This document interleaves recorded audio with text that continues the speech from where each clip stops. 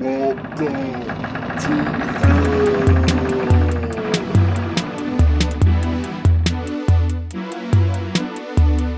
There is no escape. There is no escape. You are in my control now. Welcome to hell.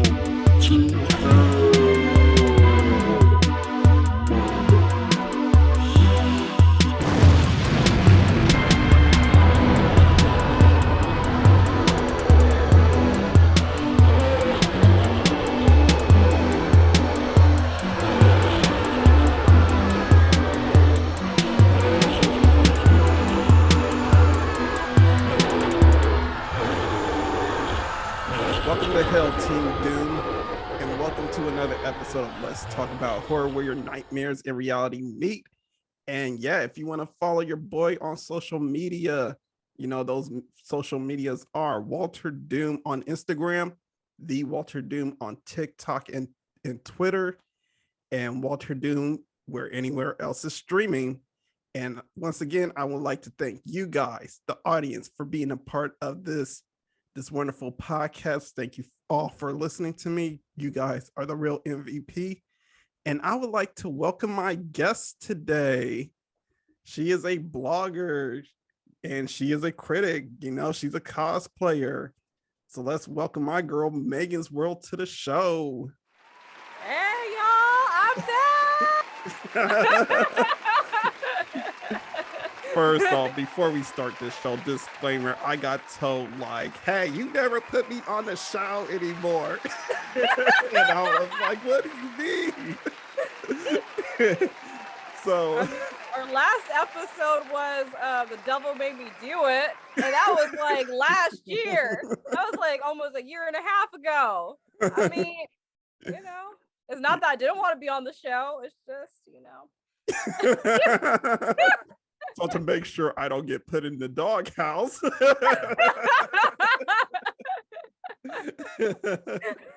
Welcome to the show, Meg. Hey, glad to be back. Genuinely glad to be back.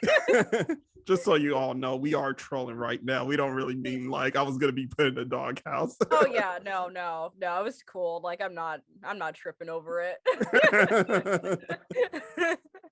But yeah, like if you guys checked out my last episode, I believe it was the Halloween episode.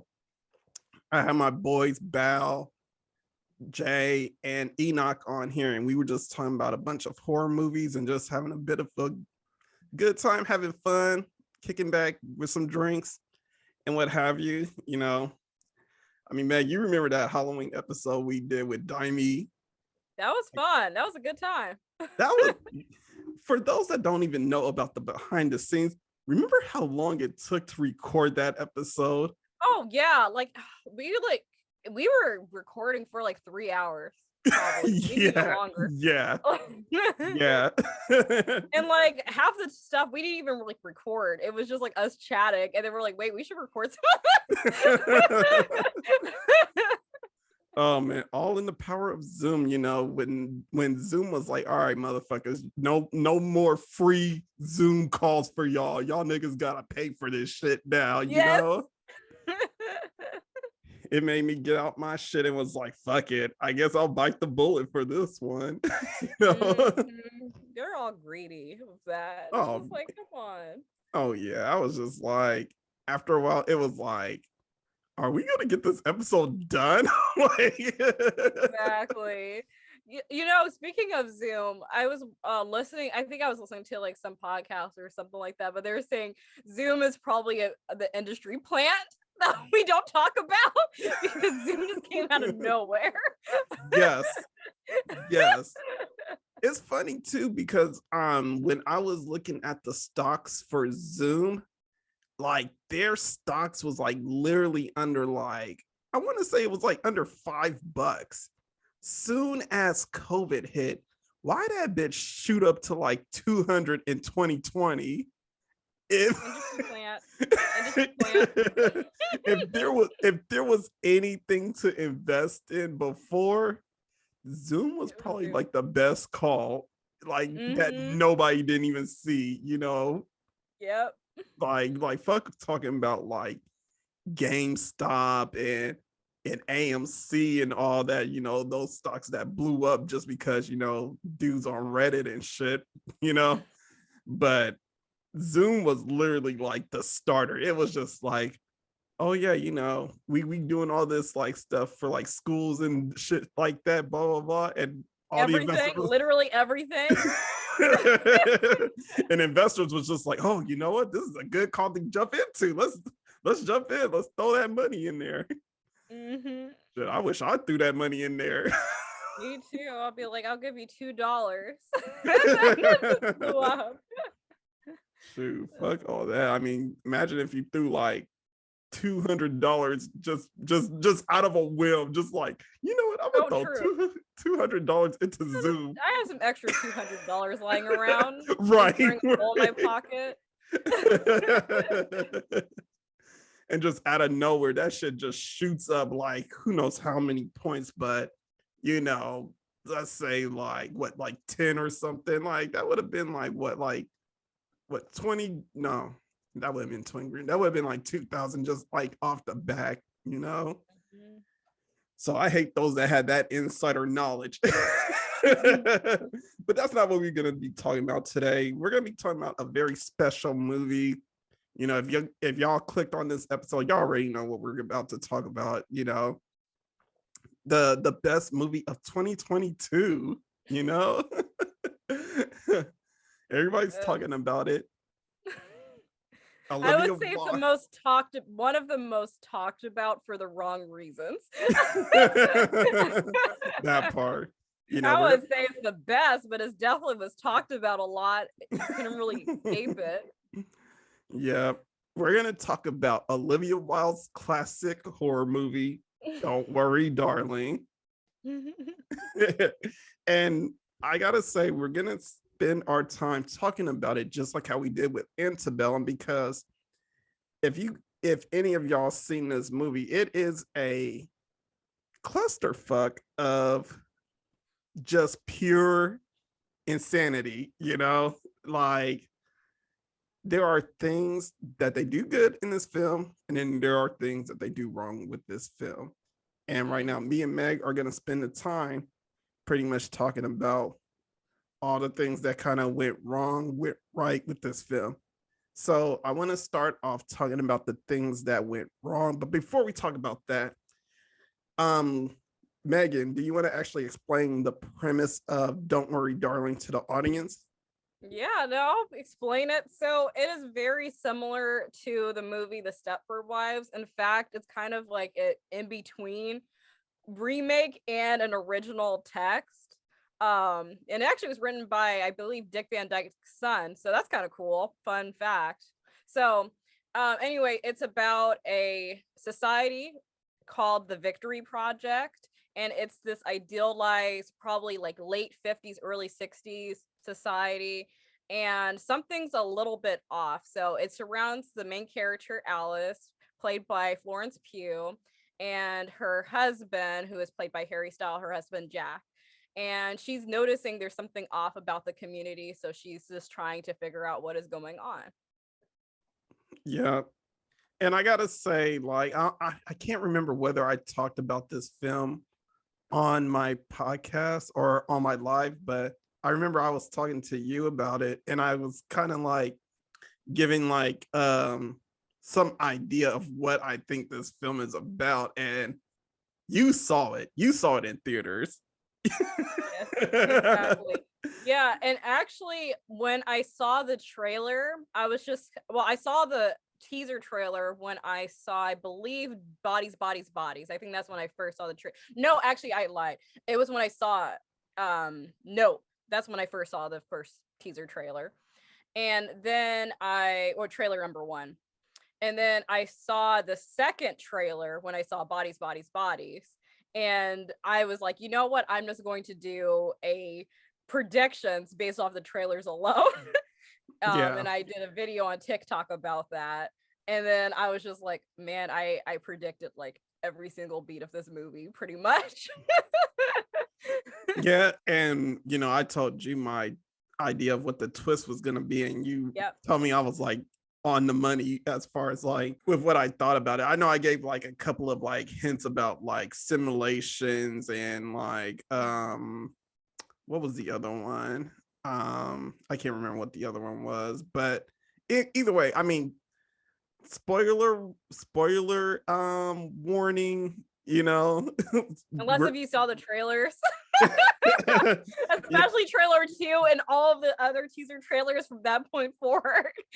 right. But spoilers in this because it's a decluttering episode, and if you saw our Antebellum episode, we go deep into the plot, Right. so watch the movie first. It's on HBO Max currently at the time of this recording.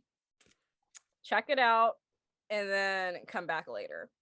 So But yeah, definitely like the spoiler, they did give it away in like the first 10 minutes. And that's the first thing I want to talk about is that I feel like they gave it away too soon. yep. That was one thing that I thought that was wrong. And I was thinking to myself, like, when I watched the movie for the first time, and I was watching it with you, and I was watching it, and that spoiler with the egg, because I feel like that was the one thing that kind of gave away like everything. And that was in the trailer. That was in trailer 2, I believe. Yeah, it was in the trailer. It was also in the trailer that was shown online too. It wasn't. Yeah. So yeah, I think it was in both trailers. Yep.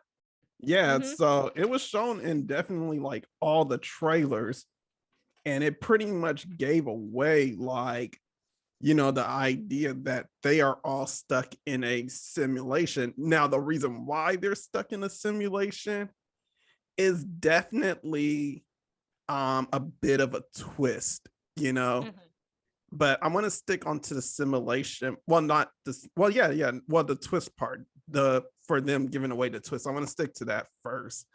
I watched the Stepford Wives because you told me like I should watch it because the Stepford Wives is kind of like Don't Worry, Darling, and if you watch the Stepford Wives, you kind of like know what's gonna happen in Don't Worry, Darling. To a certain extent, yeah. It's very, the plots are very similar, but it's definitely different. And the Stepford Wives that we're referring to is the 1975 version, and that was kind of like the original, and I believe that was based off a book too. Mhm. So, and that's just a film adaptation of that. But yeah, it's still, the film, it was very ahead of its time, with all the discussions, and we'll get deep into that. Yeah. Well, if you've seen the Stepford Wives, which I've watched it, I thought it was I couldn't figure out what the plot, the plot twist was. I couldn't figure out what was going on with the women, and I was thinking like, okay, are they like reprogramming the women? Are they manipulating them? Are they hypnotizing them? And then when it got to like the end of the film, like close to the end, you find out that they're literally taking the women and they're literally like cloning them or like making robot wives that are similar to these women that walk like them, talk like them, but they're modified to just serve the husbands. And I like the fact that they played that twist all the way to like the end. It was so close to the chest. It was like I did not see that coming, especially like the one giveaway was like just the one guy who was sketching her, he didn't really like tell her like why he was sketching her. She had to do like the recordings of her voice, and she had to say all those certain words every night before she went to bed. It was like little things that they were dropping, but they didn't. It was subtle.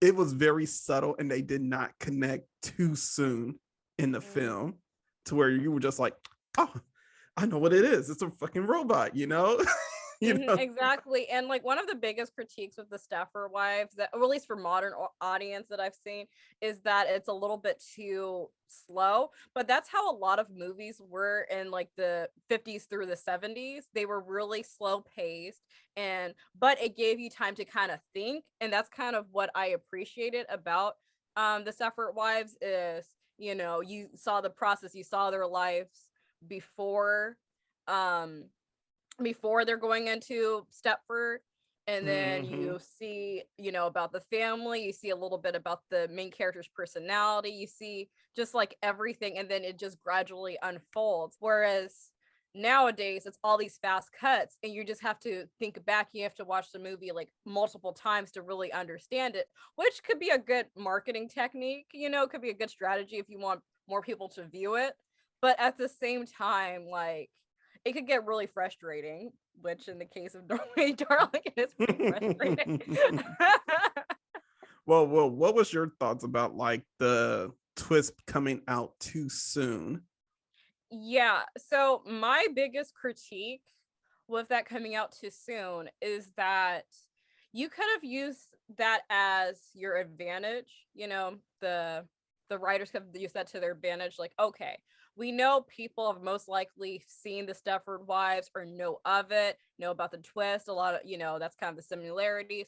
So let's not really talk about the what, which is like, what is going on, and more about why it's going on and how the technology works earlier in the film, and kind of more character development with the villains of this world, and a little bit more of the backstory, what brought the Victory Project to this point. I think it would have been fresher that way. And that was one of my biggest critiques when I first viewed it, is it lacked nuance for a lot of the characters, especially the male characters, because they seemed very one-dimensional. And it for my understanding, from the first time I watched it, the second time not really so much, but the first time I watched it, I thought it was gonna be, or that it was, all men are bad, all men in the society are bad, and that's it.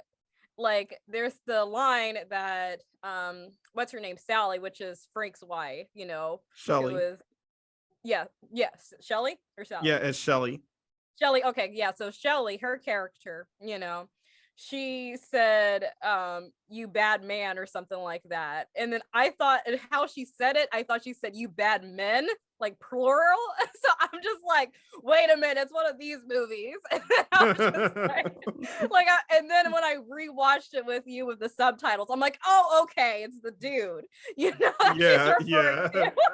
Because I was just like, wait, were you in on this or were you not in on it? It just had me like, had all these questions, like, yeah, but I guess she wasn't. That was like the moment where she kind of like snapped out of her simulation, but yeah, that was kind of my problem. And then also just like a lot of the characters just lacked nuance, because it's supposed to be a story about feminism, too. I'm kind of probably going off, but on a tangent. It's kind of, the story supposed to be kind of about feminism and kind of women power and stuff like that, and about, bodily autonomy. But there was like a lot of characters of color in there too. And if you kind of want to have the nuance, or at least like the guise of it being the 1950s, even if you lived in California, it's still in a way was segregated. So it's just like, why would there be an affluent community full of people of different races?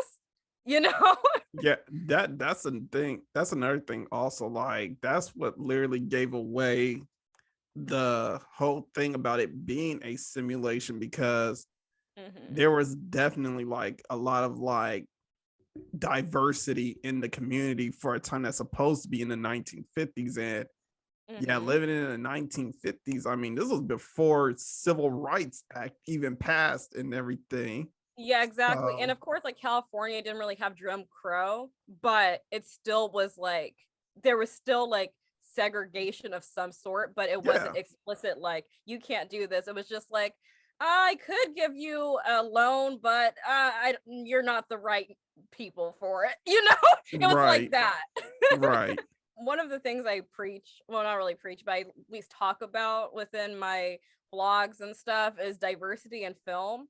But like this is kind of the case, and don't cancel me on this, where I thought it would have been interesting if you had like either a mostly white cast, if not all white cast, because it would have kind of been like a red herring or whatever, or not really red herring, but at least would have like disguised the plot a little bit too. Mm-hmm. Or you would have had a situation like the Stepford Wives, which is in one scene they're talking about, oh my gosh, there's going to be the first Black family here. Mm-hmm. And you know, it was very subtle, and you do see them at the end of the movie and they don't have like any lines, but it was kind of like, oh man, that's kind of like weird that they're talking about a Black family, but it would have been like jarring knowing that it takes place in modern day and people have this idealized idea of the 1950s being white, and like it could be like how the idealized 1950s community is very whitewashed, like even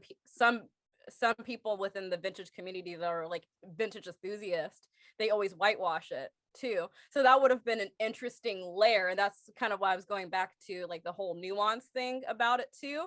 They could have added that in. It's not necessary, but it kind of would have pushed it a little bit further. But again, like these are conversations that have so many layers, but I think that would have been like interesting to add that. Yeah, but pushing forward. So we talked about the twist. I mean, obviously we knew it was like a simulation, but let's talk about why they were in the simulation, because this makes even more of a greater conversation.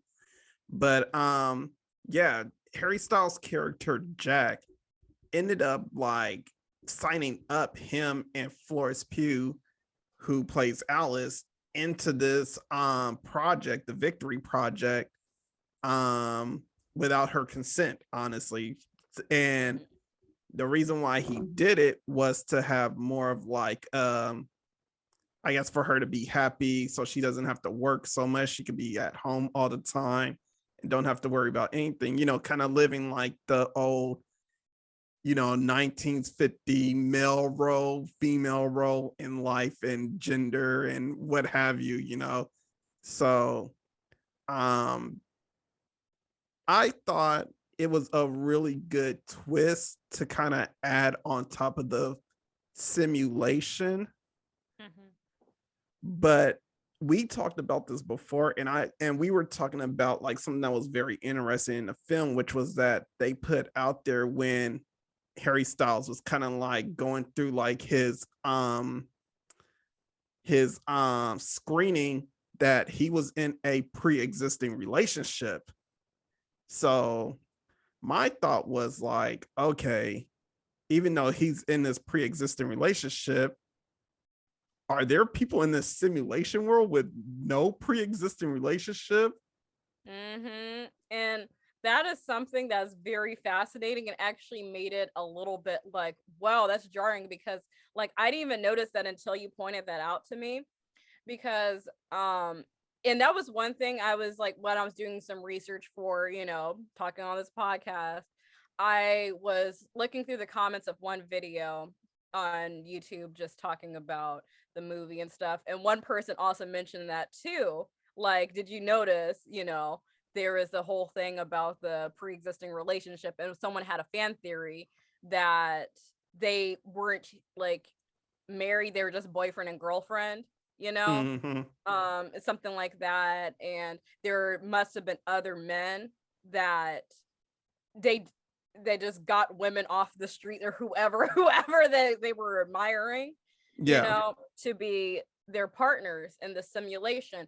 And honestly, if I was to rewrite this film, I would have, and I think would have added more to the horror aspect, is he should have not known her prior, you know, or at least was intimate with her prior. So like, you know, and I think the twist is actually the best part of the movie, but I wish they kind of went a little bit further, because I do like how it visually transitioned to her on the hospital bed, to her being the person operating on someone else, and she takes off her mask, her surgical mask, and she's like going home. She, you know, gets her phone or whatever, and she goes home to, you know, her boyfriend Jack, you know, and he's listening to Frank's podcast, you know, and stuff like that. But I think it would have been interesting if like he was one of her colleagues, or if it was a different, like another thing of like he gets, you know, she hit, you know, is out with her friends, and he's one of the guys that hits on her, and then he kind of pulls that like, well, I'm a nice guy, like he has that entitlement to her. But I think it would have been interesting if he was like her coworker and they were like equals, like he was another surgeon or something like that. I think that would have been really interesting. Or it could have been the same thing, you know, within the script and all that stuff, but it was he could have done something like she was making more than him and he stole her money to be able to do the Victory Project. Oh, here's another thing I want to mention too, you know, prior to my intro that I did. So yeah, the original script was written by Dick Van Dyke's Sons. However, it was rewritten by someone else. I forgot her name, but they had rewrites. So this is not like the original story that they pitched. There was rewrites with that. So now see, that makes me wonder. I wonder if Katie Silberman. So Katie Silberman did the screenplay, and then Carrie and Shane Van Dyke did the original story. Now see, that makes me wonder, like, if in the original story are they putting this idea of Dick Van Dyke, and then Shane Van Dyke is the grandson, and then Carrie, I don't know if how they're related, but they're anyway. They're related to Dick Van Dyke. Sorry. I just wanted to get the facts straight. I was pretty misinformation, but yeah, or like I don't want your comments to feel like she was wrong, it was this, but yeah. Hey, but yeah, Katie Silberman did the screenplay. She did the rewrite for it. So she's credited as the writer for it to a certain extent. Hey, I'm my thing is like anybody that goes on my comments talking about like, well, it was this, that, and the other. I'm like, okay, you want a cookie for that shit? Like, shut the fuck up and sit down. Take several seats back. Exactly. But yeah, I would have been so annoyed with myself, like watching or listening to this again. I'm like, I didn't get her name or whatever the connection. So I have my phone. Yeah, back to what I was saying, like, you know, I wonder if in the original script they actually put that idea down, that what we're talking about and that what we saw in the movie was a rewrite. Because honestly, to me, it would have been better, like, because it kind of reminds me of Get Out in a way, when I was thinking about like while I was writing the notes for the show. You know, it kind of reminds me of Get Out. You know, like in the original theatrical version of Get Out, we see the character Chris played by Daniel Kaluuya. You know, he gets saved by you know, Rail, you know, like Rail's character, I can't remember what his name was. Rod, he gets saved by Rod in the end. You know, he pulls up in like this TSA car that looks like a cop car. You know, the audience, we're led to believe like, oh shit, Chris is going to jail for killing this white woman. You know. But instead we see, you know, Rod come out and he's like, yeah, I told you not to mess with them white women, man. You know. But in Jordan Peele's original take for this movie, Chris actually ends up in jail, you know. And to me, I mean, it's like I understand why Jordan Peele changed it to have Rod be in the end of the film, because it's like that's very traumatizing to see, you know. Yes, exactly, especially when we're really rooting for the character for so long, and then it's just like you're just like, oh no, it gets right back into reality. But Night of the Living Dead did the same thing, you know. Exactly. Even though George A. Romero didn't write Dwayne Jones's character to be black, he was just the best actor to play that role. You know, in the end, like during that time, you know, there's still implications. Yeah, there's still implication after that character gets killed by the police, you know. But yeah, no, like that's one thing that I think about a lot, and I think that's kind of the reason why this movie has been on my mind, because I know it was rewritten. And then here's another thing too, speaking of Black characters. So one of my things that I critiqued earlier when I did my own review is that Kiki Lang's character, who is her name is Margaret, her character, it dies in the movie. And if you see the trailer, you could kind of see, you know, that this character is going to have some type of demise. And I was just kind of like, I'm so tired of seeing the sacrificial Black character within horror thriller, all that stuff. Like, I really hate it. Like, I don't know if I think we mentioned this before when we were doing all of the Conjuring movies, but when we watched Annabelle, you know, we were just like, with Alfred Roeder's character. Oh yeah. Like, no, like why? That's like by definition sacrificial Black character.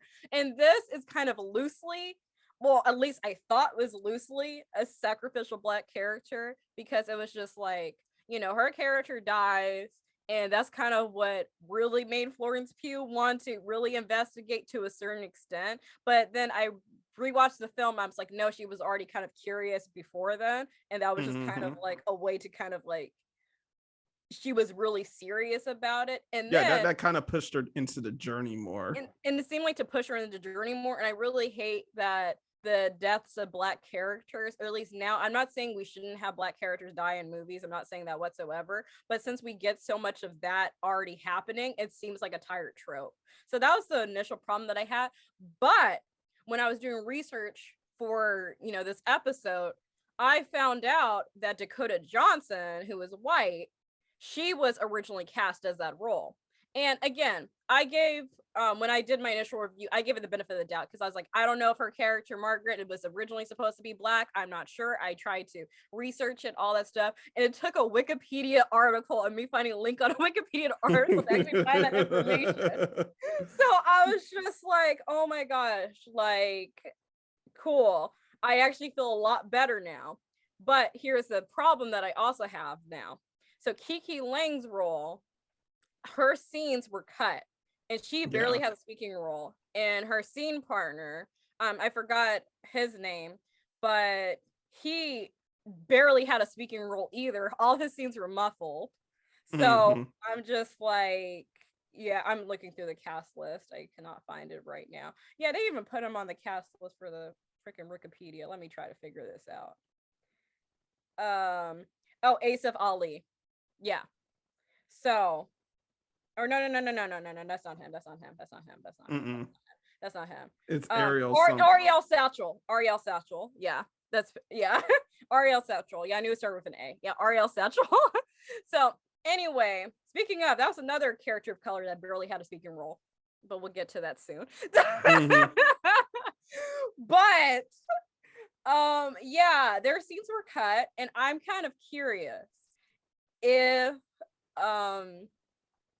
her character's roles or their inclusion in a lot of these big scenes, because they allegedly were a part of the dining room scene. And also, if you look on the video or the photos that Kiki Lang posted on her Instagram, they were also in the big party scene too. And I'm just like, okay, would that have added more context? Or would they, you know, like, did she come back okay? You know, whatever. Like, did she not die? Or like, did her death actually happen at the end of the movie? Like, I'm just really curious of how the script actually played out. Because, you know, Olivia Wilde, she's the director. And a lot of times directors are definitely in the editing room too. So I'm wondering, like, why she decided to make that choice to cut all the scenes too. Because also I was watching this one video that she did. She also mentioned that she picked out the scenes for the trailer as well, and I'm just kind of like, oh, that's who I blame for the trailers giving too much away. Like, Yeah. I was almost thinking like, Olivia, you can't put your favorite scenes in the trailer because that's gonna give too much away. Right. But yeah. But yeah, but it goes back to like also what I was thinking before. Like there was just a lot of unanswered questions Mhm. to this film. And another unanswered question is, was Ted and Margaret really married? Like, were they married or boyfriend and girlfriend on the outside world? You Exactly. know?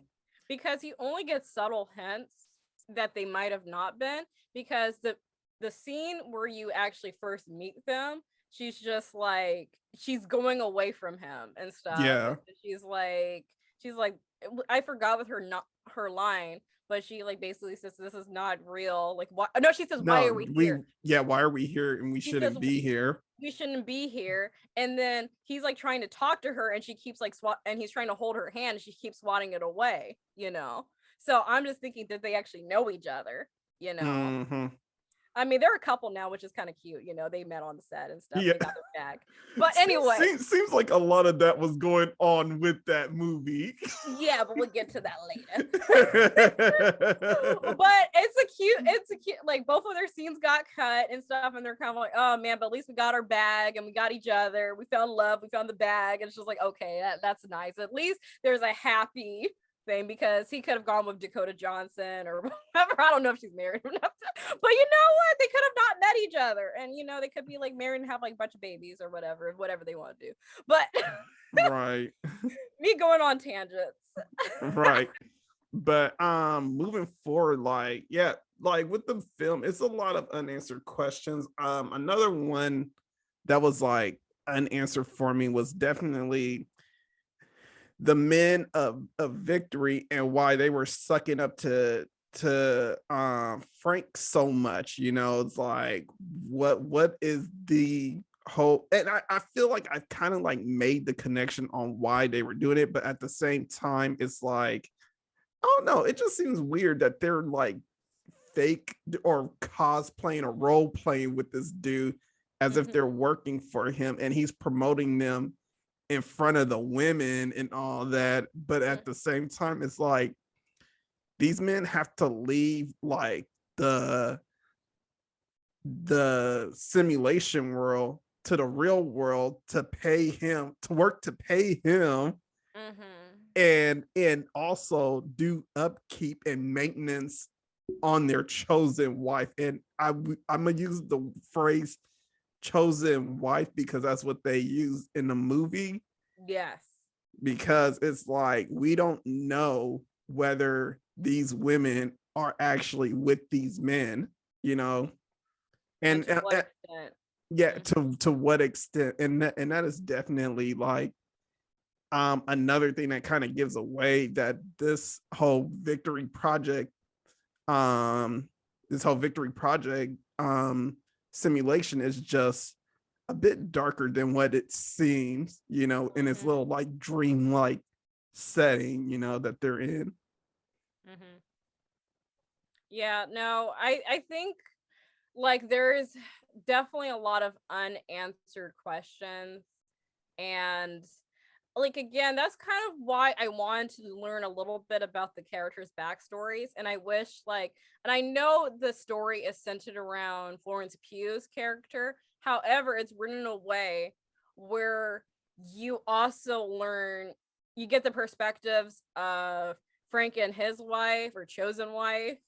And then you also get the perspective of Jack, you know, and you get the perspective of all these other different characters. You briefly get a perspective of Margaret, you know, in a flashback. So it's just like there is room to actually explain who these people are, you know, instead of spending a majority of the film going like, oh, what is this place? It's just like you could tell people that it's a simulation literally within 30 minutes and then explain why and make that the journey, you know.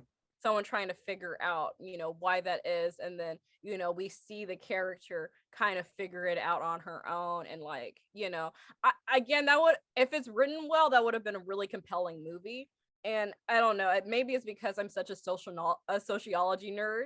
I'm kind of like, I really want to like understand sociology and psychology nerd. I really want to understand like why these people did that, how this community came to be, how was Frank's influence over these guys. Like, I wish they were a little bit more explicit on the implications of these alpha males podcasters, because that's what Olivia Wilde was referencing, when directing, was these guys that are like really into that, and guys that lead these type of movements, and people that prioritize traditional lifestyles too. But that was kind of the one thing that I was just like, man, I just wish more characters had dialogue. And I know I mentioned, I was like, okay, another character of color that doesn't have barely any dialogue, but it's like really the men of the society, ironically,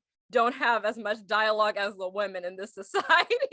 Which you think it could be kind of like the opposite though, because like I watched like Olivia Wilde doing the an analysis on the, or not really analysis, but kind of breaking down the dining room scene, and she wanted Florence and Frank to be, well, Alice and Frank to be kind of equals in that scene, and everyone else kind of following, but also kind of going back and kind of showing that cult-like mentality. And I think that would have been interesting to kind of see, like see how people were prior to this, and then see how people are trying to put on the front, how they become their idealized person. Like going back to like let's see, SF Ali's character, which is Peg's husband, Peter, his wife was always pregnant. Yeah. And that was interesting, and they even mentioned that, like, oh yeah, Peg who's always pregnant or whatever. And I'm just like, okay, so we know that he's like one of the Nick Cannon types. Let me stop. But I was, but we didn't see any kids for her though. We did just not saw see that she any was kids. pregnant. She was just pregnant all the time. And it's just like, that is just very interesting. Could it be is that in this world, the guys are giving the women what they want, even if it's against their will, like, you know what? That's interesting, because this is actually what I was thinking about too. Olivia Wilde's character, Bunny, yeah, that's her name.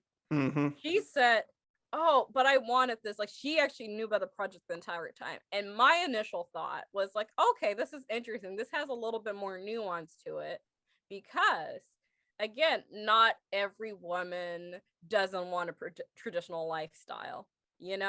Some women, they want to be housewives, they want to be mothers, and that should also be represented, because again, if it's a feminist story, you should not try to loop everyone into a bubble like, oh, well, if you don't believe in this, then you're not feminist. Like, it should be about like, rights or whatever, well, at least, I think that's kind of, at least for modern day feminism is like that, so I thought that was kind of interesting. However, like, her husband, played by Nick Kroll, was like trying to like stop Alice from like telling everyone and stuff, and he was like getting all mad at her and like trying to like it seemed like he was trying to hurt her too.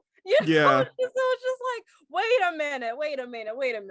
So your wife knew about this, and she was cool with it because she wanted to have kids, because it was implied that she lost her kids in some type of way, So it's just like, I'm just kind of like, okay, are you just trying to keep the secret away from everyone else, or did you consent? Like, does your wife know that she consented to that, or was she like, just a random woman off the street, and then you spilled the beans to her, and then she was like, you know what, I'm okay with this.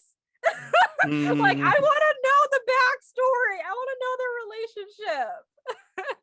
Yeah. Because it seemed like he's trying to hide something, but again, he probably knows something about the other men, and is probably like, in a way that could have again, I try looking for all these type of interviews about the story and stuff like that and implications.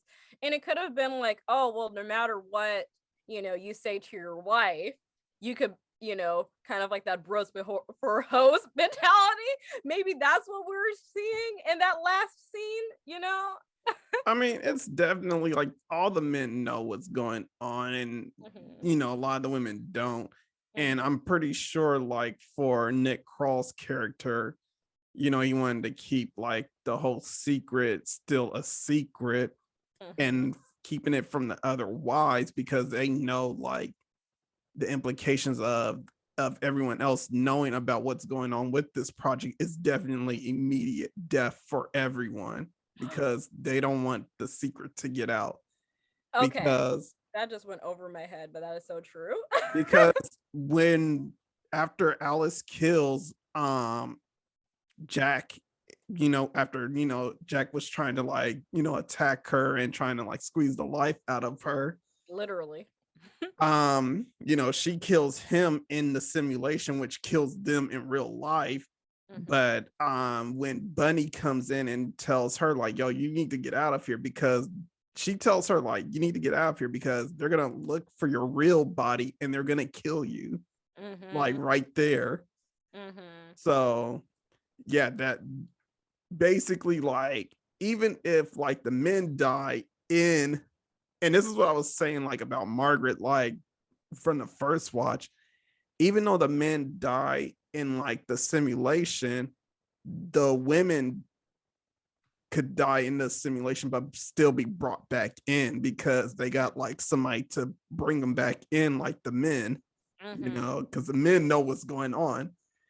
And Frank pretty much like trained them, or the ITs that are working with the program, or the engineers that's working with the program, they could just be like, okay, click, click, click, yo, your wife is back, like they have that control, and everything like that.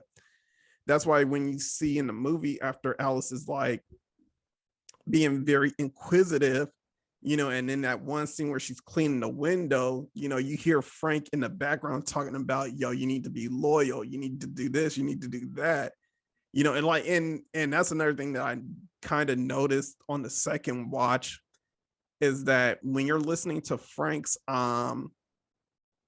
radio show in the background, his radio show sounds like it's very tailored towards like the characters in the scene.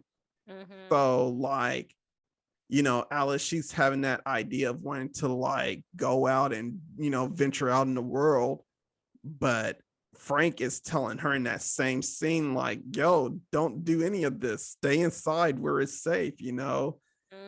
Nothing's better than sacrificing your life for someone else's happiness and this, that, and the other. And again, like with the next scene where she gets squished by the wall and everything, because the engineers is telling her like, hey bitch, you need to calm that shit down, because we could kill you right here where you stand. Exactly. No, like, see, I thought those moments were very clever, and those were really subtle Easter eggs. So like, I do appreciate those moments, coming in and stuff. And it's something that you could like, watch and like, oh, okay, I'll pick up on that. But I kind of like, again, well, I don't know if I mentioned this, but I do wish that they showed how these men, or how Frank influenced these men to doing that, because essentially, and that was one thing that I was kind of thinking about before I watched it. I was like, well, maybe it's not a simulation, maybe it's just a cult of people. That's what I was thinking and I think that would have been interesting, but but the whole virtual reality simulation thing is also very fascinating, and yeah, it's almost current in a way. Okay, I might be foreshadowing too much into the episode. But last thing before we go into our break, but another unanswered question that was just like a trip for me, which you kind of picked up on and I picked up also, was that Jack, he was going out of the simulation just to go to work and, pay for the victory project. But, the reason why they did the victory project in the first place, which is like, again, bad writing on whoever wrote this, he was going in there just so because they could have a happy life, and it looks like he's working and hard, and he has a good job, and they don't have to worry about bills. They don't have to worry about paying for everything. Everything is pretty much paid for.